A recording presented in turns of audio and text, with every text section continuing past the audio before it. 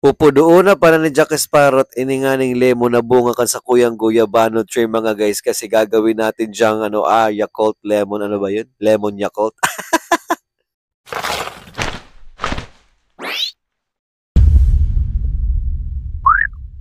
Sa pirang taon na nakaagi mga guys, ngunyan lang gila yun ako naka-harvest kay aron kay ni kada kulang lemon sa sakuyan tanom digdi o sa guyabano tree. Eme, charot. Uy, digdiyo ko pala sa glass wine ko ilalag mga guys sa to yung gigibo na lemon yakult. Nga ni, soro sosyalon man lamang kitang hilingon man dyan no, maski papaano baga. Uy, well, mayo man ka mong magaginibo ta. Nanggihiling mo sa nakamukan sa kuyang vlog. Kaya ano, pag ta, puunan ta na ining giris-girison baga. Pero bago ko girison, tighilot-hilot ko muna nga na magluwas baga so katas-katas nga pa na. Nadangog ko masa na kaya ito, di ko lang arabong totoo. Sabi nga ni Ninda, wala man daang mawawara kung titesting unta. Aber, hiling unta daw talaga kung talagang tunay o talagang hindi. Real or fake baga? Fake? Fake baga o pake? Dahil ko aram ay inda. Digdingan sa part na ini mga guys, tighali ko no sa mga pisog, ta alangan namang halunong ko ani, nagturubuan sa tulak, buda nagi akong lemon tree. Ay, eme, charot-charot. Uy, pagkatapos nga ni kay mga guys, nagiris ako diyan kisaro na pan-design ta baga sa sa ibabaw kang mga baso. Baso baga o wine glass. Ta paano baga nahiling ko ito dun sa mga pelikula, sa mga ara mo na mga patalastas baga. Sigla lang sa ibabaw na gari baga may payong-payong pa. Pero mayo kita katong payong. Ay ano daw. Pili ko man talaga ko ta ito lagad kipayong pero sa payong na dakula, muya mo ka ito. So talagang sakop gabos na baso bago lang sa baso pati sa tao. Eme, charot. Ay dingon yan, pagkatapos ko nga ning giris-girisan bagay itong sa tuya nga ning giris-girisan para binaak mo masana buda nagkuha ka kay sarong pidaso na pang design. Grabe, kuro kanigong ka daw talaga Jack Sparrow.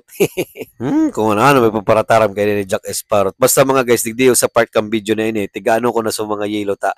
Aram na nindo lalagta na nga ni magay malipot mo na masiram sa tuya abang ngangab-ngabo na inom digdiyo. After 365 and 1/4 days nga ni mga guys, ay tigparapilsi na ni Jack Sparrow digdi sa iyang lemon ta. Siyempre, alangan namang day ko pilsyo na paano magrolosa sa sukatas kayan. Nag-isip ka, bagaw day ka talagang isip.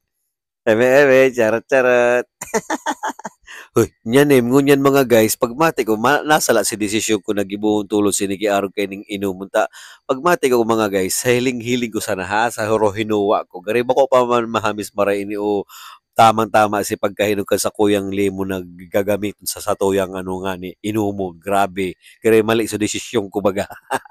Pero pabayain na yaon na tira sa yaw nakita digdiyo sa part na iniyo. Oro at yan pa, pagkatapos ko nga ilag si mga yelo sa satuyang pinigang lemon, ay huni na si Yakult naman lang sa tuyang susunod doon mga guys. So, grabe, kagayon ba kang video natin? O kalino ba? Ewan ko lang talaga pag ina-upload ko na ini.